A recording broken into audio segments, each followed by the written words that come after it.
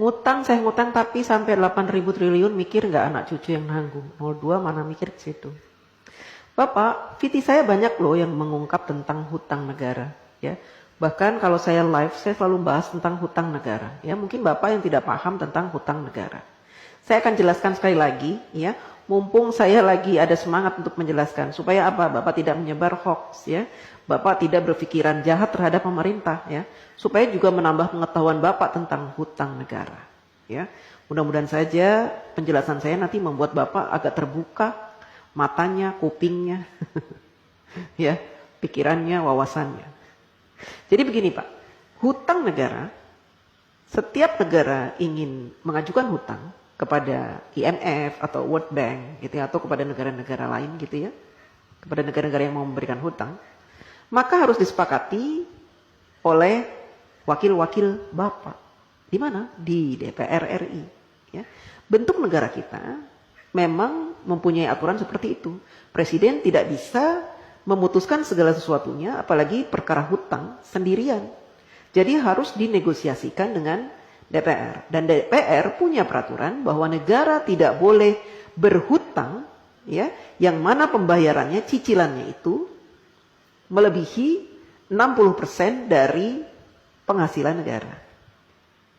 Ya. Nah, saat ini sejak Bapak Jokowi menjadi presiden, hutang negara kita itu tidak lebih dari 35%. Artinya jauh di bawah batas maksimal berhutang yang ditentukan oleh DPR RI, yaitu 60%. Artinya apa? Kita masih berada di ambang aman. Ya. Dan saat ini Indonesia terkenal sebagai negara yang hutangnya sedikit. Dibanding dengan Jepang, Amerika yang sampai 200% dari PDB-nya, Jepang sampai 210%, kemudian negara-negara lain, ya, bahkan tetangga-tetangga kita, Singapura, hutangnya itu banyak Pak. Berbeda dengan kita. Kita hutangnya sedikit. Beberapa tahun yang lalu Bapak Jokowi juga sudah melunasi hutang warisan sebanyak 7.000 triliun. Bapak heran kan dari mana uang 7.000 triliun itu? Kok Pak Jokowi bisa membayar? Karena Bapak Jokowi selama ini melakukan penghematan pengeluaran APBN. Dengan cara apa? Dengan cara tidak menggunakan APBN untuk pembangunan negara. Bapak Jokowi mensiasati pembangunan negara dari para investor, baik dalam maupun luar negeri. Sehingga APBN-nya utuh, tidak diutak-atik. APBN yang ada khusus digunakan untuk kepentingan rakyat seperti subsidi, kemudian bansos, BLT, PKH dan sebagainya itu Pak. Ya, Bapak harus tahu. Jadi kalau Bapak bilang hutangnya sampai 8.000 triliun itu, seandainya saat ini hutang kita 8.000 triliun, itu sedikit Pak. Dibanding dengan PDB kita tuh sudah banyak sekali Pak. Itu jumlahnya cuma 35% dari penghasilan kita. Penghasilan negara maksudnya. Ya Pak? Jadi masih di ambang batas wajar.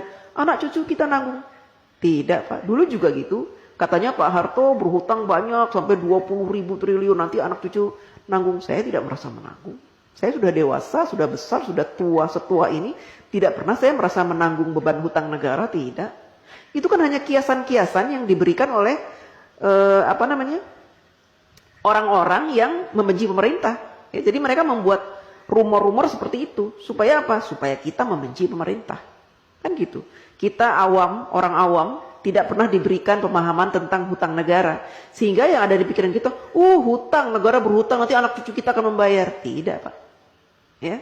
Selama pemerintahan itu baik, memberikan kesejahteraan kepada kita, memberikan gaji UMR yang pantas, ya, kemudian memberikan peluang-peluang untuk usaha, sehingga kita punya penghasilan setiap bulan, dan memberikan lowongan-lowongan pekerjaan yang sangat banyak, maka kita tidak terbebani oleh hutang negara Pak.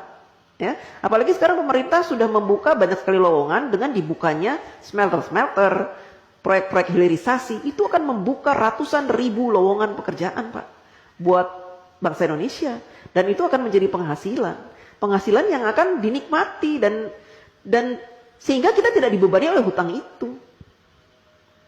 Hutang negara tidak dibebani Pak. Jadi Bapak jangan sok tahu, ya. Jangan sok tahu, oke?